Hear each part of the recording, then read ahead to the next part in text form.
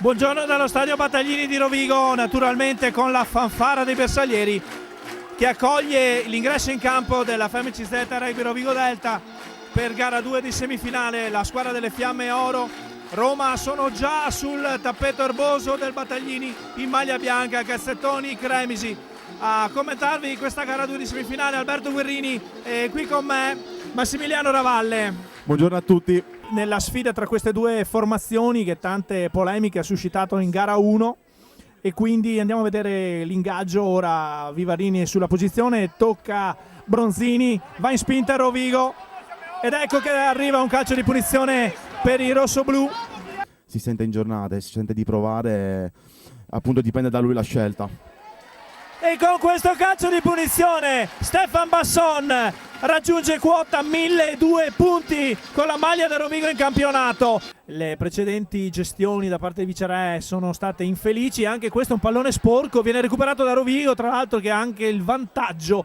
Beppe Boggiani raccoglie la palla, grande lotta comunque da parte di Alberto Cazzola che cerca di rovesciare l'avversario. Rovigo in spinta sull'asse verticale, palla fuori, teta drop, Lucio Rodriguez e voilà! Voilà! Un cecchino quasi infallibile, vediamo se il Battaglini gli porta fortuna. Già 6-3 dunque al 35esimo. Comunque lascerà la squadra delle Fiamme Oro. Rimessa laterale vinta da De Marchi, subito all'esterno a velocizzare il gioco con un ottimo raddoppio di Luciano Rodriguez. Ale, palla fuori, un grabber splendido di Jovan Niekerk, corsa al fulmicotone, poi arrivano i giocatori dell'attenzione meta.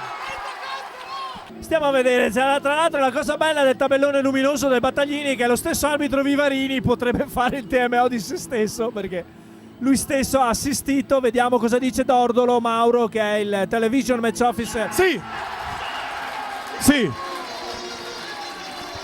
Sì, ovviamente lasciamo ragazzi all'entusiasmo del Battaglini farvi capire, amici a casa, che si tratta di meta.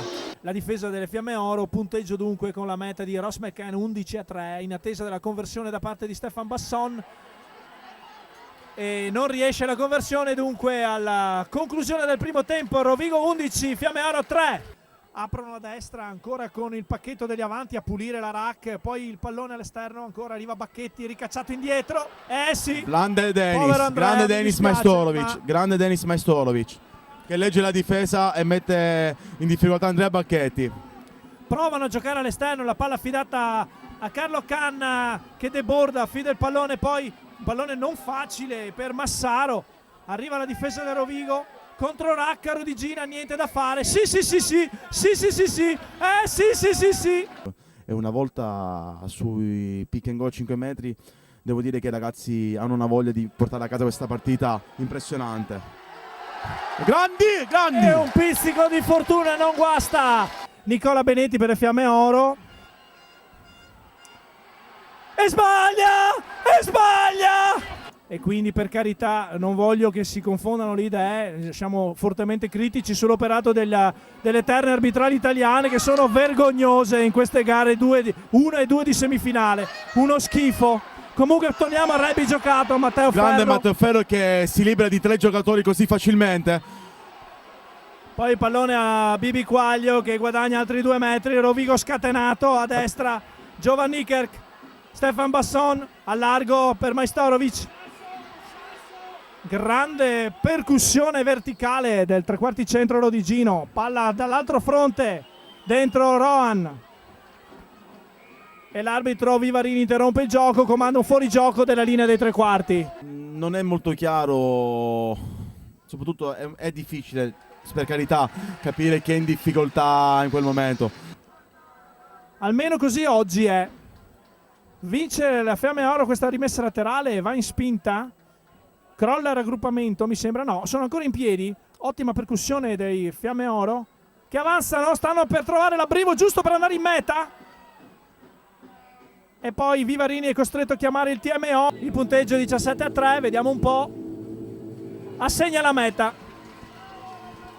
Io ci avrei scommesso, infatti. 17-8 in attesa della conversione di Carlo Canna, che arriva, e quindi 17-10 il punteggio, discutibili, orrende, direi, per come hanno gestito le partite. Hanno gestito un anti-rugby vergognoso, perché il rugby italiano merita di più di questo, anche se c'è questo penalty, va bene così. Il Rovigo è in finale strameritatamente, e appuntamento a sabato 30 maggio, quindi con la finale scudetto che si giocherà qui allo stadio Battaglini. Arriva il fischio finale. È finita, Max, ragazzi. cosa provi Adesso, in questo momento, no, Max? No, io non lo so, no, è troppo bello, ragazzi.